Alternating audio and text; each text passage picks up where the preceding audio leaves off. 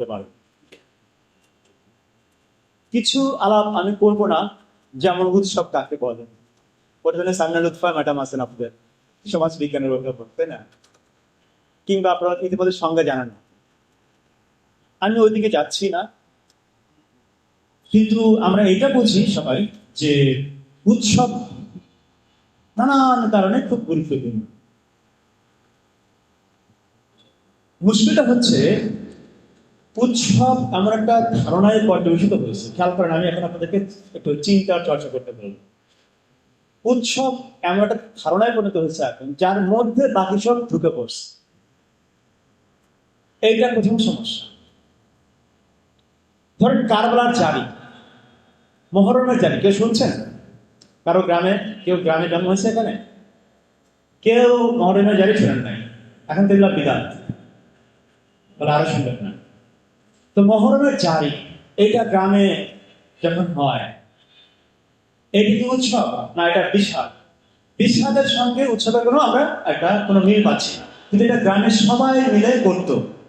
বিশেষ করে যারা মহরমের ঘটনায়, কারবালার শহীদানের ঘটনায় যারা আত্মিক একটা বেদনা অনুভব করেন, ওই বেদনার শরীর হন, তারা সবাই মিলে মহরমের জারিটা করতেছেন, সবাই গ্রামের সবাই সেটা টানতেছেন ইত্যাদি ইত্যাদি, মহরমের ওই গল্প কথা শুনে।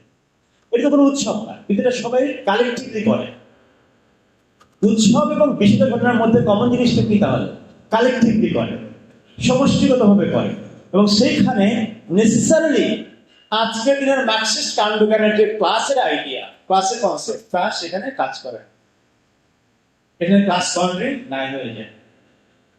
ইনফ্যাক্ট এটা সোশিওলজিক্যাল হবে না, খুবই অবৈজ্ঞানিক হবে যদি আমরা এখনকার ক্লাসের আইডিয়া প্রাক আধুনিক সমাজের মধ্যে জাক্সটাপোজ করে ঠেলে পাঠায়। ওটা কাজ করবে না। এই বিতর্ক আমাদের আজকে করার সুযোগ নেই। আমি জানি আপনারা অনেকে প্রশ্ন, হ্যাঁ কেন চিরকাল ছিল, এটা কালের ইতিহাস, শ্রেণী সংগ্রামের ইতিহাস, এটা আপনার মুখস্থ আছে আপনাদের, পরিণাম আমরা বুঝতে লাগলে আবার ডিবেট করতে হবে। তার মানে উৎসব হোক আর বিষাদের ঘটনা হোক, আমরা দেখতে পাচ্ছি যে এগুলো একটা কালেক্টিভ ব্যাপার যুক্ত, একটা কমিউনিটির একটা এনগেজমেন্ট যুক্ত, একটা কমিউনিটি বা একটা জনগোষ্ঠী বা একটা এলাকার মানুষজন, জনজাতির একটা সামগ্রিক এনগেজমেন্ট বা যুক্ততার একটা অনুভূতির ঘটনা। সেটা তার মধ্যে কি কি পড়ে না আসে, তার মধ্যে অনেক কিছুই বরং পড়ে। এই যে একটু আগে আতর রহমানের বইয়ের রেফারেন্স দেওয়া হলো না, আমি একটু যথাবিহিত শ্রদ্ধা সহকারে ভাবলাম এই ক্যাটাগরিতে হয় না, এই শ্রেণীকরণ হয় না। জীবিকার উৎসব, সংস্কৃতি উৎসব, এই যে বিভাজনটা হয়েছে, এর নাম হচ্ছে কলোনিয়াল অ্যানথ্রোপোলজি, এর নাম হচ্ছে ঔপনিবেশিক নৃতত্ত্ব। কানা মেঘারে তুই আমার ভাই, এক ফোঁটা ডলক দে, সাইলেরও ভাত খায়। ডলক মানে জানেন? পানি, মেঘ, বৃষ্টি। এক ফোঁটা ডলক দে বা এক ফোঁটা পানি দে, সাইলেরও ভাত খায় কানা মেঘারে। এই গান কোথাকার গান জানেন নাকি? ওই যে বৃষ্টি কামনা করে যে একটা প্রার্থনার মতন শোনায়, দেখতে দেখতে লাগে, মূলত ব্রতর গান। এটা ব্রত, ওই যে ব্রাত ব্রত বলো না, ব্রাত এবং ব্রত বলেন উনি।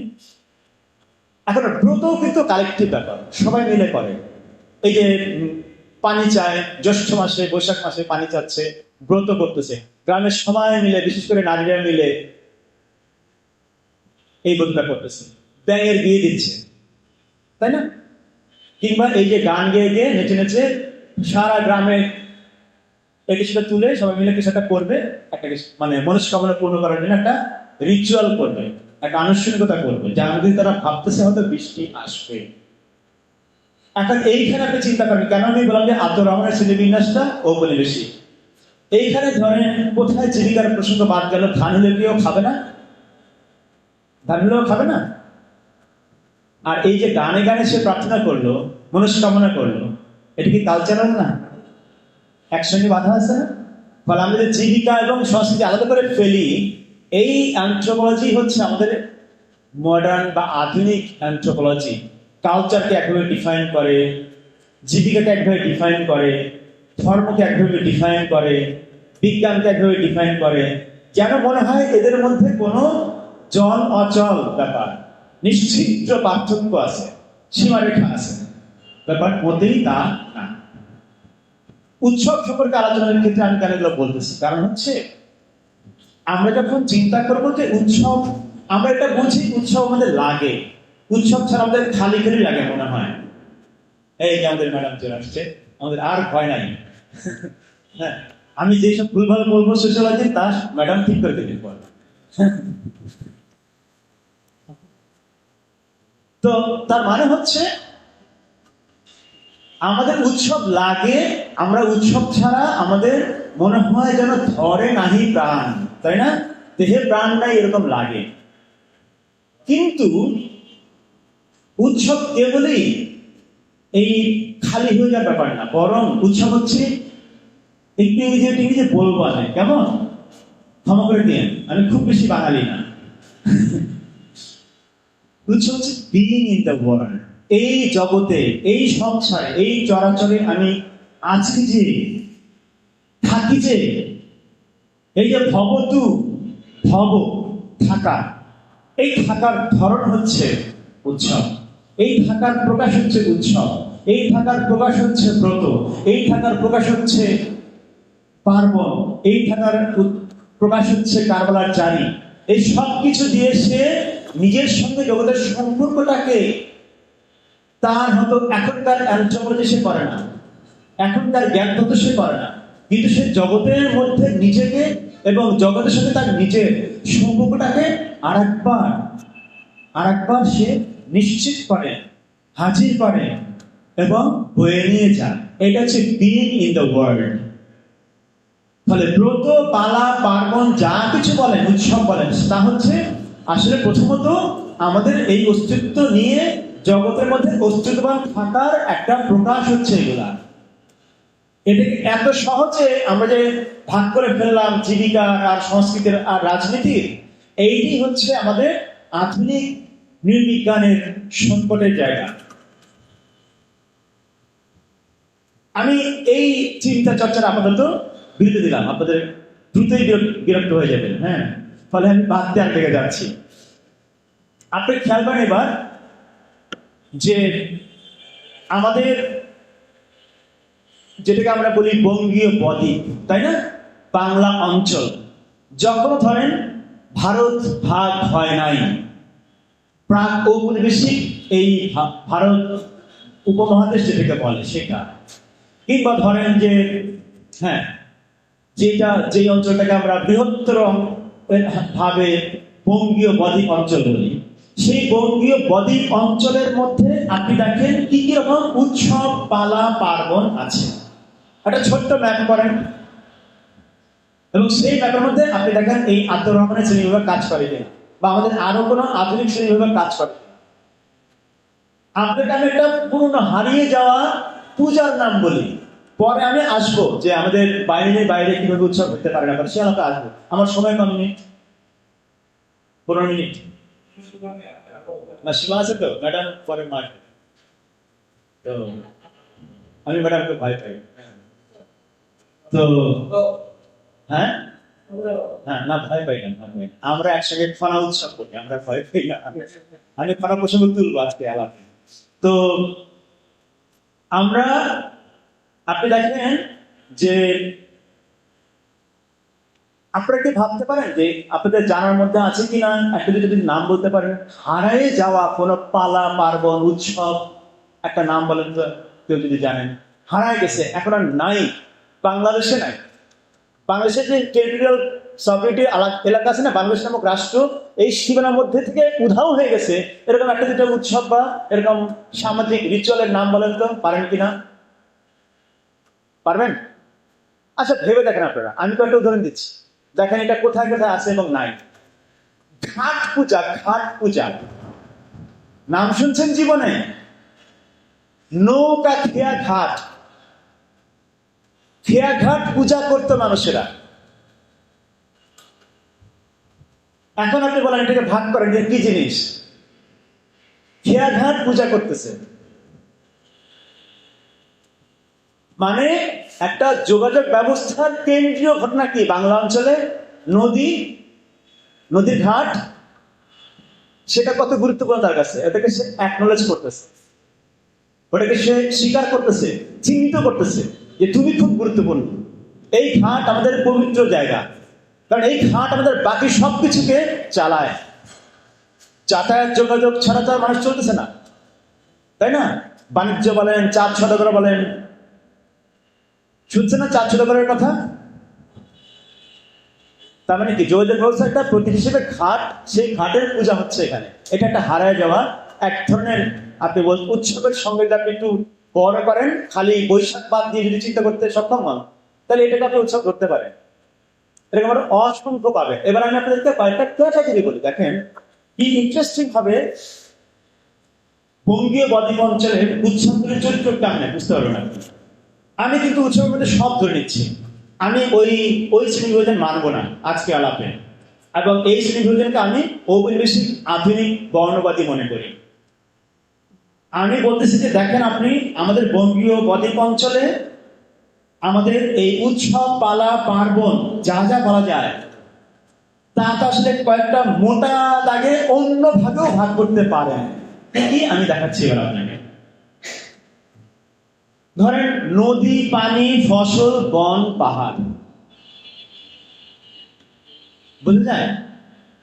নদী, পানি, বন, ফসল, পাহাড়, এইগুলা বললাম আর মোটা দাগে। মানে যেটাকে আধুনিক নৃবিজ্ঞান এবং স্থেটিক্সের ভাষা বলবে নিসর্গ, ল্যান্ডস্কেপ, এইগুলা বলবে।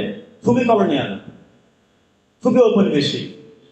তো এই যে জিনিসগুলা, সেইগুলা ভিত্তিক মানুষের পার্বণ, পূজা, ব্রত চলতেছে। সুন্দরবনের পীর সাহেব আছে না, জানেন আপনারা? গাজীপুরের নাম শুনছেন?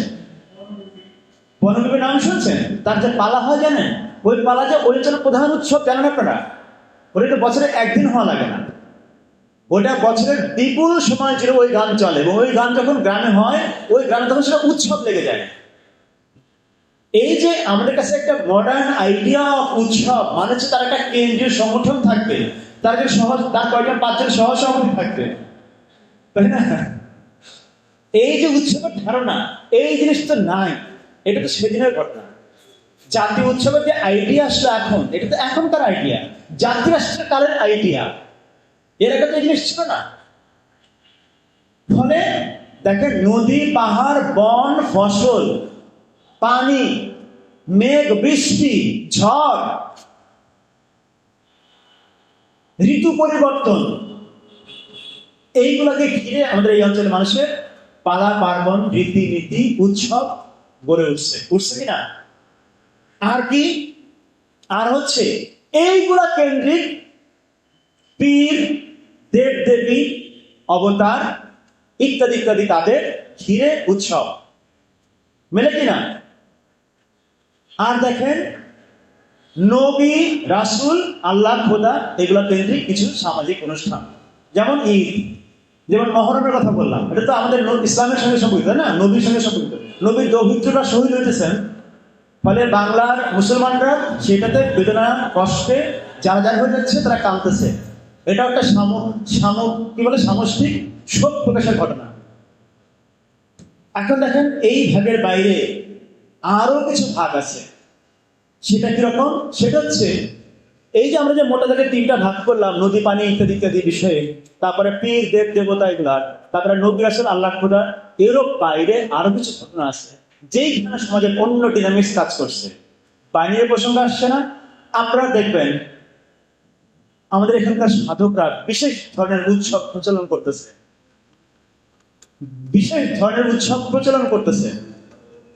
যেমন হচ্ছে ধরেন শ্রী চৈতন্যের যখন জন্ম হয়, জানেন আপনারা কখন জন্ম হয়েছিল? ফাল্গুনের পূর্ণিমায়। এই যে পূর্ণিমাটা, এই পূর্ণিমায় গৌরাঙ্গ মহাপ্রভু শ্রী চৈতন্য জন্মগ্রহণ করলেন বলে এই তিথিটা বৈষ্ণব সহজীয় সাধকদের কাছে খুবই গুরুত্বপূর্ণ। তারা সেটাকে উৎসবে পরিণত করলেন, এটাকে বলে গৌর পূর্ণিমা উৎসব। আপনারা দোল যাত্রা অনুষ্ঠান করেন না, শুনছেন না? এর বাইরে বৈষ্ণবদের উৎসবের নাম হচ্ছে ওই একই পূর্ণিমার দিনে গৌর পূর্ণিমা উৎসব। কেন এই উৎসব? কারণ গৌরাঙ্গ জগতে আসছেন। গৌরাঙ্গ কি করছেন? গৌরাঙ্গ তৎকালীন সনাতন সমাজের মধ্যে জাত পাত শ্রেণী লিঙ্গ নির্বিশেষে সকল রকম বৈষম্য ভেদাভেদ ভেদ নীতিকে ভেঙে চুরে দিয়ে নতুন একটা সাম্যের নীতি জগতে হাজির করলেন। সেই আনন্দ, সেই প্রেমের ভাবের উদযাপনের জন্য তারা উদযাপন যিনি করলেন গৌরাঙ্গ মহাপ্রভু, তার নামে এই তিথিটাকে তারা পবিত্র জ্ঞান করে সেটাতে আনন্দ করতেছে। একটা নতুন উৎসব চালু হইল। এরকম অনেক উৎসব পালন করা, যে উৎসবগুলা আমাদের সাধনা তৈরি করলেন, যেগুলো আমাদের জাতি রাষ্ট্রের কল্পনার মধ্যে ধরা পড়ে না। আমরা হয়তো এখন অনেকে লালন ফকিরের আখড়ায় যাই ফাল্গুনের গৌর পূর্ণিমার, যেটাকে দোল পূর্ণিমা বলে অনেকে, সেটা এবং পয়লা কার্তিকে। এর বাইরে আমরা হয়তো আর অন্যান্য পীরের ওরসে যাই বা ইত্যাদি ইত্যাদি। কিন্তু আধুনিক জাতিরাষ্ট্র আসার পরে ওই যে প্রকল্পগুলা, যেই প্রকল্পগুলোর মধ্য দিয়ে মানুষ তাদের নিজস্ব বিং ইন দ্য ওয়ার্ল্ডকে আরো ন্যায়সঙ্গত, আরো সুন্দর, আরো সামঞ্জস্যপূর্ণভাবে গড়ে তুলতে চেষ্টা করত এবং এই জগতে সকলে মিলে বাস করার সাধনা করত, চর্চা করত, সেইগুলা আস্তে আস্তে হারায় যাচ্ছে। কন্ট্রিবিউশনটা কার বলতে পারেন? মোটা দাগে ঔপনিবেশিক জগতে ঔপনিবেশিক শাসন শোষণ প্রক্রিয়া আর তার জ্ঞানতাত্ত্বিক সাংস্কৃতিক প্রভাবের এবং প্রতিক্রিয়া।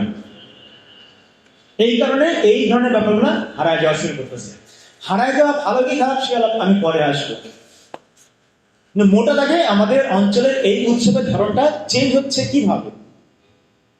প্রধান কারণ আমাদের কালে সেটা হচ্ছে যে ঔপনিবেশিক অভিঘাত।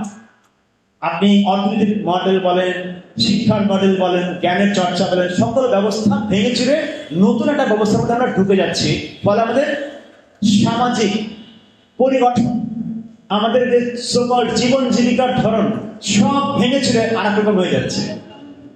অনেক উৎসব হারায় গেছে শুধুমাত্র এই কারণে, শুধুমাত্র আমাদের জমির বিন্যাস পাল্টে যাওয়ার জন্য, শুধুমাত্র আমাদের ফসলের ধরন চেঞ্জ হয়ে যাবে না, শুধুমাত্র আমাদের যোগাযোগ ব্যবস্থা চেঞ্জ হয়ে যাওয়ার জন্য নতুন অনেক যেমন প্রোগ্রাম হাজির হয়েছে, রিচুয়াল হাজির হয়েছে, অনেক উৎসব পালা পার্বণ রীতিনীতি হারায়ও গেছে। এটা একটু খেয়াল করতে থাকে। আমার পরে আরো কথা আছে, তো সেখানে এগুলো বলে যাচ্ছে। আরেকটা বড় কারণ কি? এই ঔপনিবেশিক কালেই আমরা আমাদের ধর্ম বিষয়ক নতুন চৈতন্যে ঢুকছি। খেয়াল করেন, ধর্ম আগেও ছিল, ধর্ম এখনো আছে, ধর্ম ভবিষ্যতে হয়তো আরো বহুকাল থাকবে আমাদের কাণ্ডজ্ঞান অনুসারে যা আছে তাই। কিন্তু এই ধর্ম বিষয়ক অভিজ্ঞতার প্রতিনিয়ত পরিবর্তন হচ্ছে। খেয়াল করেন কথাটা, আমি ধর্ম নিয়ে কোনো সংজ্ঞা দিচ্ছি না, আমি শুধু বলছি যে ধর্ম ব্যাপারটা বিষয়ে মানুষের অভিজ্ঞতা প্রতিনিয়ত পাল্টাচ্ছে।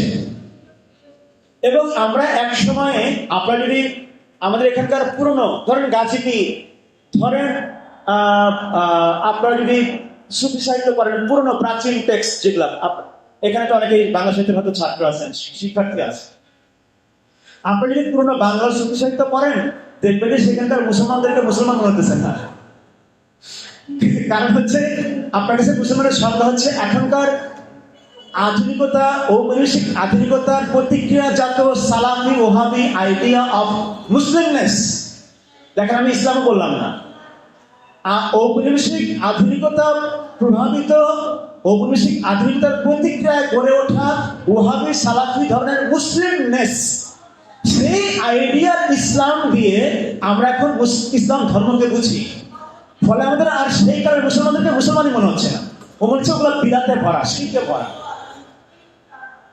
যাই হোক, ওটা ভিন্ন আলোচনা, বড় আলোচনা। কিন্তু আমরা ওইভাবে ওই সময়ের যে মুসলিম সমাজের, বঙ্গীয় মুসলিম সমাজের যে চর্চাগুলো ছিল সেটা কিন্তু ভেঙে যাওয়া শুরু হচ্ছে। শুরু হয়ে পুরনো যেসব কথা ছিল, ধরেন পুঁথিপাঠ থেকে শুরু করে, ধরেন ওরস, ঘরে ঘরে পাড়ায় পাড়ায় ওরস বন্ধ হয়ে যাচ্ছে। ধরেন ঘরে ঘরে নানা রকম পাঠ, নানা রকম আরো পীর পূজা, বলে না ওহাবি সালাফিরা গালি দেয় পীর পূজা, পীরকে ভক্তি দেওয়া, এইগুলো কেন্দ্রিক যত গ্রামের ছোট ছোট অনুষ্ঠান হচ্ছে সব বন্ধ হয়ে যাচ্ছে। খেয়াল করেন এর সাথে কি সম্পর্কিত? ধর্মের নতুন বুঝ সম্পর্কিত। তার মানে হচ্ছে একদিকে আমাদের ঔপনিবেশিক ও আধুনিক সামাজিক, সাংস্কৃতিক, অর্থনৈতিক অভিঘাত আমাদের পুরনো ধরনের জীবনের ধরন পাল্টাই দিচ্ছে, ভেঙে দিচ্ছে। অন্যদিকে একই সোর্স ঔপনিবেশিক আধুনিক ধর্ম ভাবনা, সংস্কৃতির ভাবনা পুরোনো জিনিসটা আমাদেরকে ছেড়ে ফেলে দিতে বলতেছে, ওগুলা ফেলে দাও, ওগুলা হচ্ছে পুরোনো জিনিস, ওগুলা প্রাচীন, ওগুলা হচ্ছে অপ্রগতিশীল ব্যাপার, ওগুলা প্রাচীন কালের জিনিস, ওগুলা কুসংস্কার, ওটা ফেলে দাও। আমরা এখন আধুনিক বিজ্ঞানসম্মত উৎসব করব, বিজ্ঞানসম্মত সংস্কৃতি করব। দেখেন একই কথা ওহাবি সালাফিরাও বলে, খুবই বিজ্ঞানবাদী, দুইটা পক্ষই, প্রগতিশীল বিজ্ঞানবাদী, ওহাবি সালাফিরাও বিজ্ঞানবাদী। কি সুন্দর মিল এই দুজনের। এবং আমরা পুরোনো জিনিসকে কুসংস্কার বলে রায় দেওয়া শুরু করলাম। কিন্তু আমরা খেয়াল করলাম না, খেয়াল করেন philosophical question, being in the world, এই জগতের অস্তিত্বমান থাকার প্রকরণটা কি হবে আমাদের, সেটা নিয়ে ভাবার জায়গা কোথায় আমাদের? আমরা নতুন চৈতন্য ঢুকছি থ্যাঙ্কস টু এনলাইটেনমেন্ট। আমরা জগতের নিয়ন্তা হয়ে উঠব, আমরা জগতের কর্তৃত্ব করব, আমরা জগতের প্রভু হয়ে উঠব, আমরা জগতের উপরে ব্যাটাগিরি ফেলাবো। একটা ঔপনিবেশিক পুরুষতান্ত্রিক আধুনিকতার ব্যক্তি মানুষের আবির্ভাব ঘটল জগতে, যে বাকি সবকিছুকে তার এই সো-কল্ড যৌক্তিক পরিকাঠামো দিয়ে বিশ্লেষণ করবে এবং খারিজ করবে। এটা খাপে মিলে নাই, এটা বাদ, এটা খাপে মিলে এটা বাদ। এই যে নতুন একটা জগৎ সম্পর্কিত বুঝে মানুষ পৌঁছাইলো এবং সেই বুঝ দিয়ে আগের সকল বুঝকে সে সরাই দিচ্ছে, এটা একটা বড় ঘটনা। এখন এত কিছু সব মিলে কিন্তু আমরা গত 500 বছরে, যদি আপনি বলেন যে ঔপনিবেশিক শাসনের ইতিহাস দুনিয়াতে, বাংলাদেশে হয়তো 250-300 বছরের ঘটনা, দুনিয়াতে প্রায় 500 বছরের। এই সময়টা জুড়ে আমাদের জনজীবনের ধরন, চৈতন্যের ধরন, আমাদের সকল ল্যান্ডস্কেপ, ভূমির গঠন, যাতায়াত ব্যবস্থা, প্রযুক্তি সব ভেঙে চলে নতুন জায়গায় চলে আসছে। এখন আমরা উৎসবে আলাপ করতেছি, কেউ কেউ হাই হাই মোডে, কেউ কেউ আয় মোডে। হাই হাই মোড কিরকম? হাই আমাদের এইটা ছিল, আমরা হারিয়ে ফেলেছি, নস্টালজিয়া, প্রাচীনের প্রতি, পুরনোর প্রতি নস্টালজিয়া, রোমান্টিক, আমরা না জানি কত ভালো ছিলাম, রোমান্টিক অতীত, আগে কি সুন্দর দিন কাটাতাম, রোমান্টিক অতীত, এইটার মধ্যে চলে গেলাম। আর নাই মানে আয় আইডিয়া কি, এগুলো সব বাতিল, এগুলো পুরনো কুসংস্কার, নতুন কিছু আসতে হবে যা বিজ্ঞানসম্মত। থ্যাঙ্কস টু কি কমন জিনিস, ঔপনিবেশিক আধুনিক বর্ণবাদী একটা বিশ্ববিখ্যাত, যা দিয়ে একসঙ্গে দিতে বলতেছে। পুরনোর প্রতি রোমান্টিক হয়ে উঠতেছি, ওকে রক্ষাও করতে চাই, জানি না কেমনে করবো, আবার পুরনোকে কুসংস্কারও মনে করতেছি, ওইটা ভেঙে ছেড়ে দিয়ে নতুন কিছু আনতে চাই, যেটা কিনা আমার এখনকার বুঝে যুক্তিসঙ্গত, বিজ্ঞানসম্মত ইত্যাদি। এই পর্যন্ত থাক। এইবার আপনি খেয়াল করেন যে এরপর আমরা কোথায় ঢুকছি? এরপরে আমরা ঢুকছি ঔপনিবেশিক এই শাসনের প্রক্রিয়া দিয়ে জগতে জাতি রাষ্ট্র নামের একটা বিশেষ অভিজ্ঞতার মধ্যে। জাতি রাষ্ট্র অভিজ্ঞতা কি কি করছে আমাদের? একটা টেরিটরি দিছে, ভৌগোলিক সীমারেখা, রাষ্ট্র আমাকে একটা কেন্দ্রীয় ক্ষমতা প্রতিষ্ঠান, যা ওই সীমারেখার মধ্যেকার মানুষ নয়, বাকি সীমানার মানুষের তো, যেমন ইউএস ইম্পেরিয়ালিজম কি করে, তার রাষ্ট্রের সীমানা আমাদের দেশে থাকে না, সে বাকি দুনিয়ার মানুষকেও মেরে ফেলতে চায়। এতই সভরেন সে। জাতি রাষ্ট্র তার সীমানার মধ্যেকার মানুষগুলোকে তো জীবন মরণ নিয়ন্ত্রণ করে, এর বেশিও করে। তো এখন যেটা বেশি করে তার নাম হচ্ছে এম্পায়ার বা সাম্রাজ্যবাদ। এখন এই দুটা মিলে আমাদের কি হলো, আমরা নতুন রকম ভাবে আমাদের জীবনকে আবার বিন্যস্ত করা শুরু করলাম। এবার আমাদের লাগবে জাতীয় উৎসব, এবার আমাদের লাগবে জাতীয় উৎসব, জাতীয় পার্বণ, জাতীয় মেলা, জাতীয় ফেস্টিভ্যাল, জাতীয় এই, জাতীয় সেই। এবং সেটা আমাদের যে বাকি স্থানিকতা, সেই স্থানিকতাকে আর সে ধারণ করতে সক্ষম না, তার ফ্রেমের মধ্যে সেটা নাই। তার কাছে হচ্ছে জাতি, তার কাছে রাষ্ট্র, তার কাছে একটা একটা একটা একক পরিচয় নির্মাণের প্রকল্প। আমরা বাঙালি জাতীয়তাবাদী রাষ্ট্র না, তারপরে আমরা একটা একক পরিচয় নির্মাণ করতে হবে, একটা হোমোজেনাস একটা সমসত্ব একটা চরিত্র নির্মাণ করতে হবে, চেহারা নির্মাণ করতে হবে, একটা সমাজকে ভেঙে চুরে মোল্ড করে এক চরিত্রে নিয়ে আসতে হবে। তোরা সব বাঙালি হয়ে যাওয়ার মতন ব্যাপারটা। এখন এইটার মধ্যে দিয়ে যাচ্ছি আমরা, আমাদের অর্থনীতি, আমাদের সমাজ, আমাদের সংস্কৃতি এই আধুনিক ঔপনিবেশিক মডেলে তৈরি হওয়া, সাম্রাজ্যের মডেলে তৈরি হওয়া জাতীয় রাষ্ট্রীয় সীমানার মধ্যে আমাদের জীবন এখন চলতেছে। আমরা এটা নেগোসিয়েট করি, সেটা অন্য কথা, আমরা এটা প্রতিরোধ করতে চেষ্টা করি, সেটা অন্য কথা, কিন্তু মোটা লাগে এটি হচ্ছে জগতের এখনকার শাসন। এইবার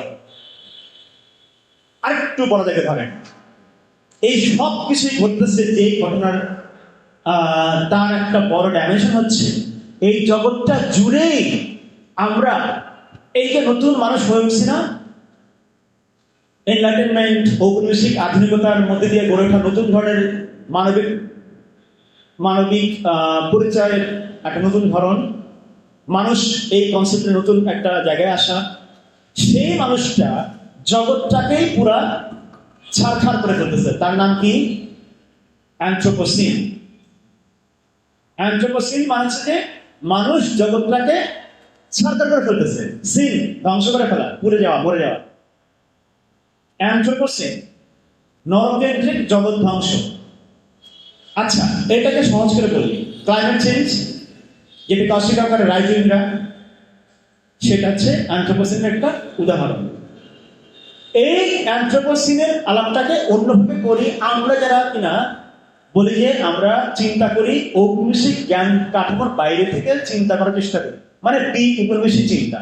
তাদের অনেকেই বলেন এইটা আসলে অ্যানথ্রোপোসিন না, অ্যানথ্রোপোসিন বললে আমরা যে মানুষটা দায়ী নয় তাকেও দায়ী করতেছি। দায়ী তাহলে কে আসলে দায়ী? Capitalism, capitalist plus racism, racist plus global racism, global racist plus, তারা দায়ী এই অ্যানথ্রোপোসিনের জন্য, এই ক্লাইমেট চেঞ্জের জন্য। সেটা বললে মোর পলিটিক্যালি কারেক্ট হচ্ছে। তাহলে যদি ক্যাপিটালিজম বলি তাহলে সেটা বোঝা যায় পুঁজিতান্ত্রিক ধ্বংসযজ্ঞ জগতে।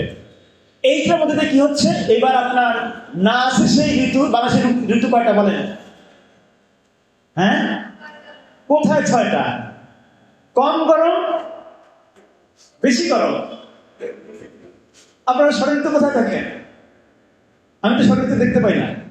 হেমন্তর সঙ্গে শরতের পার্থক্য বুঝতে পারেন আপনারা? বাংলাদেশে বসে ঢাকা শহরে বুঝতে পারেন? তাহলে কোথায় শরৎ ঋতু? আমি তো গ্রামে 6 ঋতু প্রতিদিন টের পাইতাম, প্রতিদিন টের পাইতাম। এই যে আজকে আশ্বিন গা করে শিং শিং, এটা আমরা বলতাম ছোটবেলা। আশ্বিন মাসে ঘরের পাতলা কাঁথাটা, খেতা বলতাম আমরা, পাতলা খেতাটা বের করতাম, মাকে বলতাম মা একটু ঠান্ডা লাগে, শেষ রাতে দাও একটু খাতা বার করো। আশ্বিন মাসে ঠান্ডা লাগা শুরু হলো, কার্তিক মাসটা হালকা হালকা হালকা হালকা হেমন্তকাল, শীতে মহাশীত, মাঘে শীতে বাঘে কামড়ায়। তো এই যে শরীরের সেন্সিটিভিটি, সংবেদনশীলতা, এটা কি আমাদের শরীরের মধ্যে আর আছে?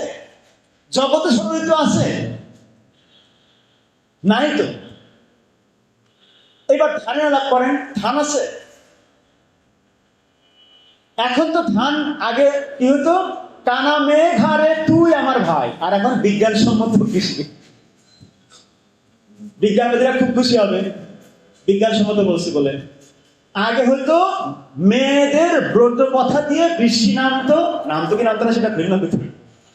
মেয়েদের ব্রত দিয়ে বৃষ্টি নামতেছে, সাইল হচ্ছে মানে ধান হচ্ছে, সেই ধান দিয়ে চিড়ি পিঠা হচ্ছে, সেই পিঠা দিয়ে, সেই ধান দিয়ে চাল হচ্ছে, চাল দিয়ে খিচুড়ি হচ্ছে বা ভাত হচ্ছে, পোলাও হচ্ছে, নবান্ন উৎসব হচ্ছে। এইবার আপনি নবান্ন করবেন কি দিয়া? পেটেন্ট করা এই ধান দিয়ে, তাই না? পেটেন্ট করা এই ধান দিয়ে, মানে কর্পোরেট এগ্রিকালচার, কর্পোরেট কৃষির আন্ডারে ঢুকে যাওয়ার সমাজের মধ্যে আমরা উৎসবের গল্প করতেছি। আমরা কি অনেক রোমান্টিক না? আমরা পূর্ণ উৎসব চাই। বর্তমান এই ঔপনিবেশিক বর্ণবাদী পুঁজিতান্ত্রিক আধুনিক ব্যবস্থার মধ্যে ভেঙে চুরে ঢুকে পড়া একটা সমাজ, একটা ইকোলজি, একটা পরিবেশ ব্যবস্থা, একটা ভূমি ব্যবস্থা এবং একটা জ্ঞানতাত্ত্বিক প্রকল্প, জ্ঞানতাত্ত্বিক ব্যবস্থা সব ভেঙে চুরে যখন ওইরকম একটা জায়গায় গেছে, তখন আমরা চাচ্ছি ফাল্গুনে আমাদের নিশ্চয়ই সুন্দর একটা বসন্ত উৎসব হবে, কুলু কুলু বাতাস হয়ে যাবে। অ্যাবসার্ড না এই কল্পনা করাটা? দেখে সম্ভব? এটা সম্ভব না। কি করা যেতে পারে? তাহলে আমাদের চ্যালেঞ্জ দুইটা। এক হচ্ছে ঔপনিবেশিক, আমার লাভ শেষের দিকে, ঔপনিবেশিক আধুনিক সমাজতত্ত্ব এবং নৃতত্ত্ব, তার কালচারাল অ্যানথ্রোপোলজি, তার কালচারাল স্টাডিজ আমাদেরকে ধর্ম এবং সংস্কৃতি একভাবে চিনাইছে, যার মধ্যে দিয়ে সমাজে পরিচয় ভিত্তিক রাজনীতি শুরু হয়েছে এবং তার প্রকৃষ্ট রকম মানে এক্সিকিউটিভ প্রতিষ্ঠান হচ্ছে রাষ্ট্র, জাতি রাষ্ট্র। তার মধ্যে দিয়ে সমাজের মধ্যে এই বিভাজন চলমান থাকে অনেকখানি। বাকি থাকে আমাদের সামাজিক, সাংস্কৃতিক, জ্ঞানতাত্ত্বিক পরিকাঠামোর মধ্য দিয়ে, পরিচয়বাদী রাজনীতির মধ্য দিয়ে। ফলে সমাজে বিভাজন আছে। এই কাল উৎসবে অন্যে অংশগ্রহণ করা নাকি এখন হারাম, আরো অনেক কিছু কত আসতেছে। তার মানে এতগুলো সংকট, একদিকে অ্যানথ্রোপোসিন, ক্যাপিটালসিন, ক্লাইমেট চেঞ্জ, নদী পানি শেষ, ধান নাই, ধানের বীজ নাই, গ্রামে শাক নাই, জোনাকি পোকা নাই, প্রজাপতি নাই, টিকটিকি নাই, ঘরে পর্যন্ত কাক পর্যন্ত নেই এই শহরে। এখন এই অবস্থায় আরেকদিকে আমাদের পরিচয়বাদী রাজনীতির মধ্যে দিয়ে আমাদের পরিচয় নির্মিত হয়ে আমরা এখন এগুলোকে মারার ধান্দায় আছি। তুই হিন্দু তুই খারাপ, তুই মুসলমান তুই খারাপ, তুই খ্রিস্টান তুই খারাপ, তুই আদিবাসী তুই খারাপ, দুনিয়ার সবাই খারাপ, খালি ও ভালো। এই যে পরিচয়বাদী রাজনীতির মধ্যে ঢুকছি আমরা, ধর্মের নামে ধর্ম ঔপনিবেশিক বুঝ দিয়ে, সংস্কৃতির নামে সংস্কৃতি ঔপনিবেশিক বুঝ দিয়ে আমরা মারামারি হানাহানিতে ব্যস্ত। আরেকদিকে ক্লাইমেট চেঞ্জ, আরেকদিকে কর্পোরেট কৃষি, আমাদের নদী পানি নাই হয়ে গেছে। যেই নদীতে 4 শতবর যেত, যেই নদীর কারণে মনসা পাইছেন আপনি, যে নদীর কারণে আপনি বহুলা লক্ষিন্দর পাইছেন, যে নদীর কারণে আপনি, যেই সুন্দরবনের কারণে আপনি গাজীগীর পাইছেন, যেই ভূখণ্ডের প্রতিবেশগত বৈশিষ্ট্যের কারণে আপনি জ্যোতির্বিজ্ঞানে খনাকে পাইছেন, সেই বেঙ্গল ডেল্টাই গেছে হারায়া। এখন আপনি চাইতেছেন উৎসব। তাহলে এখন উৎসব কি থাকবে? হয় রাষ্ট্রের ঠান্ডায় কোনো একটা উৎসব থাকবে, এই পুরুষতান্ত্রিক বর্ণবাদী ঔপনিবেশিক আধুনিক পুঁজির সেবাদাস রাষ্ট্রের প্রয়োজনে কোনো উৎসব থাকবে, অথবা জনগণের কোনো প্রতিরোধী চৈতন্যের উৎসব গড়ে উঠবে। পুরনো কোনো উৎসব আকাঙ্ক্ষা করে মরে যাওয়ার নাম হচ্ছে রোমান্টিকতা। নতুন রাষ্ট্র প্রকল্প, ঔপনিবেশিক বর্ণবাদী রাষ্ট্র প্রকল্পের ছক মেনে উৎসব মানে হচ্ছে আত্মসমর্পণ। এবার আপনি চিন্তা করেন কোন দিকে যাবেন। আমার লাভ বুঝে গেছে? পুরনো কে ফিরে আনার রোমান্টিক চিন্তা, ওই যে আগের দিনের মতন আমি ফিরে আনবো, আগে কি ভালো দিন, সুন্দর দিন কাটাইতাম, এটা হচ্ছে রোমান্টিকতা, নস্টালজিয়া। এটাই আধুনিকতা। আধুনিকতা কি জিনিস? না খালি বিজ্ঞান মানে, প্রযুক্তি মানে, উড়োজাহাজ মানে আধুনিকতা নয়। আধুনিকতার সাংস্কৃতিক লক্ষণ হচ্ছে এটাও যে আমরা নস্টালজিক হই, আমরা পুরনোর প্রতি একটা মায়া মায়া কুসুম কুসুম ফিলিং নিয়ে মেলানকলিতে ভুগতে পছন্দ করি, বিষাদে ভুগতে পছন্দ করি। এটা হচ্ছে আধুনিকতার একটা লক্ষণ। আমরা রোমান্টিক থাকি অতীত নিয়ে। আমাদের কাজ অতীতকে রোমান্টিসাইজ করা নয়। অতীতে বৈষম্যও ছিল। একটু আগে শুরু বলছেন না যে অন্নপূর্ণার মধ্যে, অন্নদামঙ্গলের মধ্যে ঘরে বেড়া নাই, কিন্তু সেই বেঙ্গলেই কিন্তু আবার রাজা আছে। এই অন্নদামঙ্গলের গল্পটা কিন্তু রাজা কৃষ্ণচন্দ্র মহারাজার বাবা ভবানন্দ মজুমদারের বাবা না দাদা, ভবানন্দ মজুমদারের গল্প এটা অন্নদামঙ্গল। আমার সন্তান যেন থাকে দুধে ভাতে, ওই বেঙ্গল কিন্তু আবার সমৃদ্ধ। আপনারা একটা বই খালি পড়বেন, জাতীয়তাবাদী না হয়ে। জাতীয়তাবাদী না হয়ে বই পড়া কিন্তু সম্ভব রে ভাই, সত্যি বিশ্বাস করেন। হরপ্রসাদ শাস্ত্রীর প্রাচীন বাংলার গৌরব, এই বইটা আমি আমার প্রিয়জন থেকে উপহার দিই। এই বইটা পড়বেন। বাকি লম্বা লম্বা বই পড়তে পারবেন না জানি, এখন তো গুগল আছে, চ্যাট জিপিটি আছে, তো ফলে পড়তে হয় না। কিন্তু এই বইটা পড়বেন, দেখবেন যে বেঙ্গল কি ছিল। এখন বেঙ্গল কি ছিল বলে কান্নায় মরে যাওয়া হচ্ছে প্রাচীনপন্থীতা, রোমান্টিকতা। আর আমরা কি হয়ে উঠতে পারি এই অ্যানথ্রোপোসিন, ক্যাপিটালসিন, এই ক্লাইমেট চেঞ্জ, এই পুরুষতান্ত্রিক বর্ণবাদী আধুনিক পুঁজিতান্ত্রিক রাষ্ট্র, তার মধ্যে ফাইট করে আমরা কি বানাতে পারি? ওটা হচ্ছে নতুন সৃষ্টি। যদি প্রগতিশীলতার কিছু বলেন, আইডিয়া বলে কিছু থাকে, তাহলে এইটা।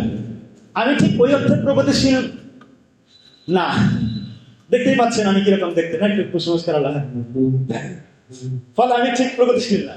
কিন্তু যদি প্রগতির কোনো আইডিয়া কাজ করতে হয়, আমাদের নিতে হয়, তাহলে এইটা কি, প্রাচীনের প্রতি রোমান্টিক হব না, অতীতের প্রতি রোমান্টিক হব না, কিন্তু অতীতের প্রজ্ঞা সংগ্রহ করব, প্রজ্ঞা সংগ্রহ করবো। যার কারণে খনা ইম্পর্টেন্ট। যারা খনা দেখেন না এখনো, আমি শিওর খনা আরো হবে, হবে না? খনা আরো হবে, খনা দেখবেন। প্রাচীনের প্রজ্ঞা গ্রহণ করতে হবে, প্রাচীনের প্রতি লুলুচুলু রোমান্টিকতা নয়। কেমন? তাহলে আমাদের কি কাজ দাঁড়ালো এখন?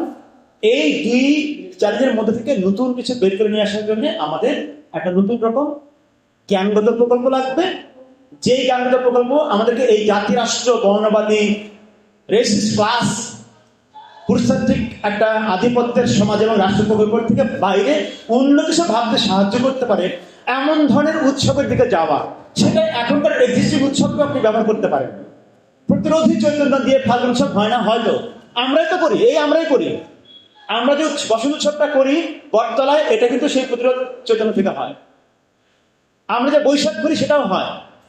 এই যে কালকে 24শে এপ্রিল রানা প্লাজা দিবস আছে, এটাও কিন্তু একটা শোক দিবস।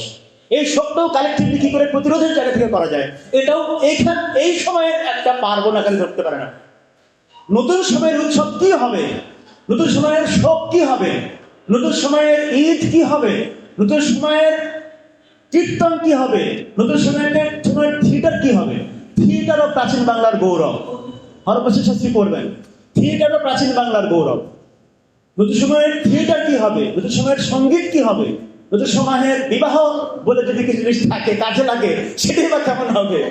এই সবই ভাবা, এই সব কিছু ভেবে আমাদের একটা নতুন রকম জীবন ধরনের মধ্যে প্রবেশ করতে হবে, যার নাম হচ্ছে, একটা নাম হচ্ছে আন্তঃসত্ত্বা সম্পর্কের জীবন ব্যবস্থা, ইন্টার বিইং। আমরা একটা কোনো বিচ্ছিন্ন স্বতন্ত্র স্বাধীন একটা কোনো সত্তা নই। কানা মেঘারে তুই আমার, কি বলে বলেন, 3বার গাইছি এখনো মনে নাই। কানা মেঘারে তুই আমার ভাই। মেঘ কখন ভাই হয় বলেন তো?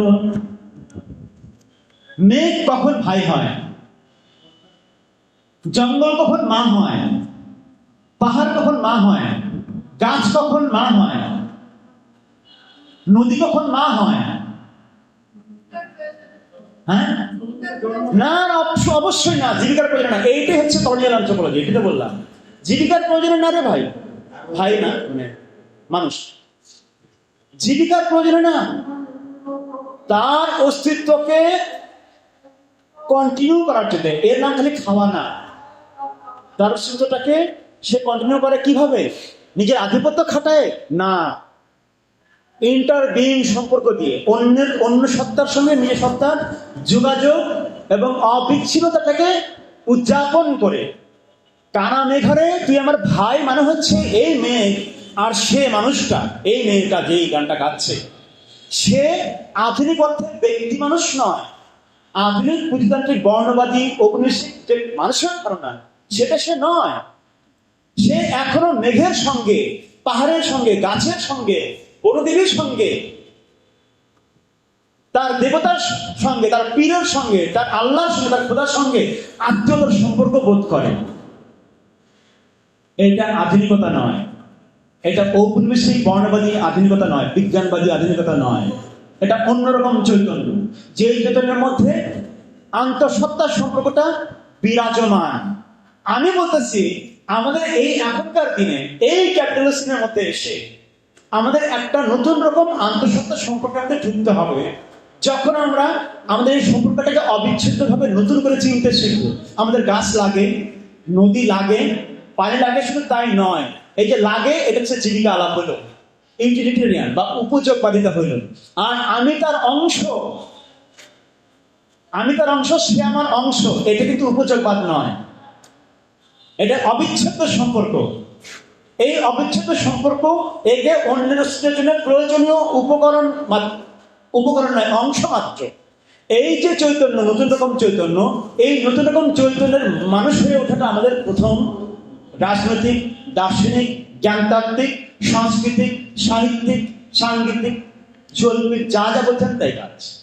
সেটা করার প্রক্রিয়ায় যা যা দিয়ে করবেন, তা হয়তো উৎসব, তা হয়তো পার্বণ, তা হয়তো পালা, তা হয়তো আর অনেক কিছু, শোকও তার মধ্যে পড়ে। রানা প্লাজায় যখন শোক করা হবে, ওই শোকের মধ্যে সে নতুন রকম সমাজের কল্পনা করে, যেখানে এইরকম কাঠামোগত গণহত্যা চলবে না একটা সমাজে। পুঁজির স্বার্থে চলা কাঠামোগত গণহত্যা চলবে না, নতুন রকম সমাজ হবে। ওই কল্পনাটা এই শোকের এই মাধ্যমের মধ্যে জারি থাকে। এইটা নতুন রকম পার্বণ, নতুন রকম শোক। আপনারা চরকের নাম শুনছেন? পিঠে একটা কিছু আটকায় না, আংটা ঘোরে, পেইন হয়, ব্যথা হয়, তাহলে সব করবেন, অ্যানথ্রোপোলজি করবেন একটু। চরক নিয়ে তার ইন্টারেস্টিং আলাপ আছে, আমি আলাপ পারাবো না। আমাদের ব্যথা বেদনা বলতে এখন যা বুঝি, নন মডার্ন, প্রি মডার্ন বা নন মডার্ন বলেই ভালো, নন মডার্ন জগৎসমূহের মধ্যে ব্যথা বেদনা এখনকার মতন ব্যথা বেদনার ধরনের ছিল না, কাজ করতো না। তেমনি মানুষের অস্তিত্ব চেতনা, চৈতন্য এখন যা তা আগে ছিল না। সেটাই আমি বলতেছি বারবার কানা মেঘারের উদাহরণ দিয়ে। ফলে এখন যদি আমরা নতুন রকম ভাবে দুনিয়াকে ভাবতে চাই, তাহলে প্রথম কাজ হবে আমাদের এই চৈতন্যের জগতের খবরটা করা। উৎসব সেই চৈতন্য জগতের একটা ফর্ম। কেমন? উৎসব হচ্ছে সেই চৈতন্য জগতের একটা ম্যাপ, মানচিত্র ধরতে পারে। শেষ। ও আমাকে সতর্ক করতে আসে নাই। উৎসব হচ্ছে আমাদের সেই চৈতন্য জগতের একটা রূপ, চেহারা মাত্র। শোক বলেন, উৎসব বলেন, পালা বলেন, পার্বণ বলেন, ব্রত বলেন, নামাজ বলেন, ঈদগাহে জমায়েত বলেন, কারবালা যায় বলেন, সবই সে চৈতন্যের রূপ, চেহারা। এবং একই সঙ্গে খালি রূপ নয়, নামও, মানে এসেন্স, সার বস্তু। এখন আমাদের কাজ হচ্ছে তাহলে আমরা কেমন রূপ চৈতন্যে ঢুকতে চাই তার ম্যাপ করতে থাকা, তার রূপ, চেহারা এবং রস এবং ভাব এবং নামটা নির্মাণ করতে থাকা। সেটাই হবে আমাদের এই কালের বাইরের বাইরে ছুরি, বাইরের বাইরে উৎসবের পাটাতন। উদাহরণস্বরূপ বলছিলাম গৌর পূর্ণিমা সাধকরা করছেন, উদাহরণস্বরূপ বলছিলাম পরশ, উদাহরণস্বরূপ আপনি ঈদ নিতে পারেন, কোনো সমস্যা নাই। আপনার খেয়াল করতে হবে তা কি কি জিনিসকে চ্যালেঞ্জ করে। তা ঔপনিবেশিক বর্ণবাদী আধুনিক পুঁজিবাদকে চ্যালেঞ্জ করে কিনা, পুরুষতান্ত্রিকতা পিতৃতান্ত্রিকতাকে চ্যালেঞ্জ করে কিনা, বৈষম্যকে চ্যালেঞ্জ করে কিনা, পরিচয় ফ্যাসিস্ট রাজনীতিকে চ্যালেঞ্জ করতে সক্ষম কিনা। যদি সেটা এই সবগুলা পারে, তাহলে সেটা যেই ফর্মে মানুষ করুক না কেন, সকল ফর্মে জায়েজ, সকল ফর্ম জায়েজ, সকল ফর্মে ন্যায়ের জন্য, ইনসাফের জন্য, সমতার জন্য, সাম্যের জন্য। সেটা যদি আমরা নতুন রকম একটা বিশ্ব বলা যেতে পারে একটা আন্তঃসত্ত্বা সম্পর্কে দুনিয়া নির্মাণ করতে পারি, আমাদের সময় উৎসব ভাবনাটা সেরকম জায়গা থেকে হয়তো শুরু হওয়া দরকার। জাতি রাষ্ট্র সীমানার প্রকল্পের মধ্যেকার কিছু নয়। স্বাধীনতা দিবস, এই বিজয় দিবস, এইগুলো জাতি রাষ্ট্র প্রকল্পের উৎসব, এটা মানুষ করবে। আমরা একটা জাতীয়তাবাদী চৈতন্যের মধ্যে আছি, কিন্তু একটা সঙ্গে রেজিস্ট্যান্স কিন্তু আছে না, আছে না? আপনারা কি কাপ্তাইবাদ চেনেন? আপনারা সাজেক বালি, সাজেক বালি সকাল বিকাল তো জানেন নাকি? জানেন না? আহারে আহারে কবে যাবো পাহাড়ে, তাই না? এই যে জাতি রাষ্ট্রের ভায়োলেন্সের নমুনা এগুলা। ফলে এই জাতি রাষ্ট্রকে হুবহু সেলিব্রেট করা কিছু নয়, আমাদেরকে ভিন্ন রকম উৎসবের কথা ভাবতে পারতে হবে, যেখানে সকল পরিচয়ের মানুষ, সংখ্যালঘুকৃত মানুষ জগতের সৃষ্টি হয় না, মানে সমাজে মাইনরিটেশন বন্ধ হয়। তাইলে কেবলমাত্র আমরা বাইরের বাইরে উৎসবের কল্পনা করতে পারি। অনেক বেশি বলে ফেলছি, আপনাদের সবাইকে অনেক অনেক ধন্যবাদ। ভালো থাকবেন।